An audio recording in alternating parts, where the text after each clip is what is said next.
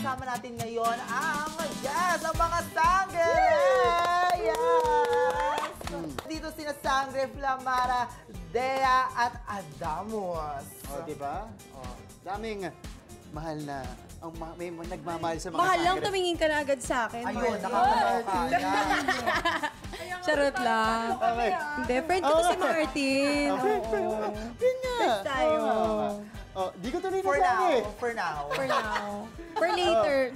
For now and for later. Kaloka. Oh, mag-work ka, Kaya Martin. na kapag gusto sabi, Abisala Eshma. Abisala.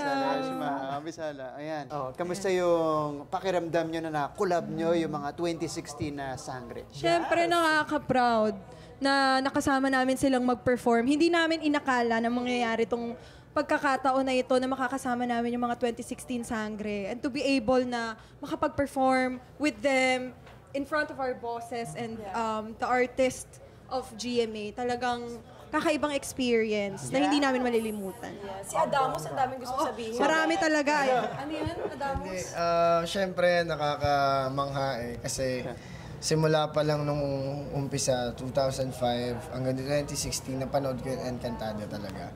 And hindi ko in-expect na mapapabilang ako dito. And bilang kasama sila sa show, sa production ng Encantadia ngayon sa Sangre is pakiramdam ko parang appearance pa lang nila ginaguide na kami. So, thankful kami na kasama pa rin namin sila sa generation ng mga sangre. Wow, ang bongga. And I just want to say, no, na kasi ang dami kasi talagang baklang fans ang Encantadia.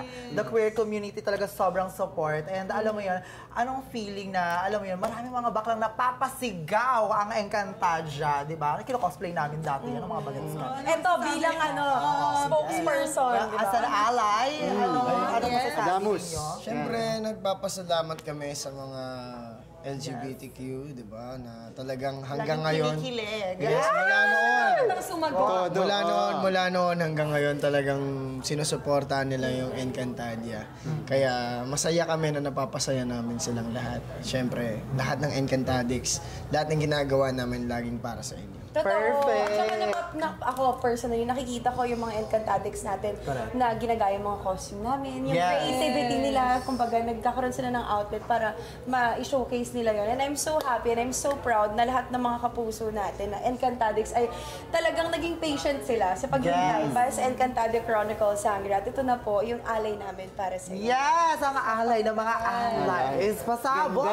Ano pa, bukod sa sangre, ang laking show na nito, meron pa ba kayong ginagawa? Stars on the floor! Yes! Yun pa mga kapuso, sa lahat po ng mga mananayo at sa mga hindi rin mananayo, sana po ay masuportahan at mapanood niyo po ang Stars on the Floor, 7:15 p.m. Saturday. At ang TikTok Lock every Mondays to Fridays, 11:15 a.m. Ayan, plakado. At syempre, panoorin din po sana ninyo ang Encantadia Chronicles Sangre. Ongoing po ang show namin every Mondays to Fridays, 8 p.m. po yan after 24 oras. Avisala Eshma. At gusto ko lang pong sabihin na nasabi na lahat ni Faith ang ating mga gustong sabihin. Kaya kami po ay magpapaalam na sa inyo. Marami pong salamat. At yun, Encantadia, gabi-gabi.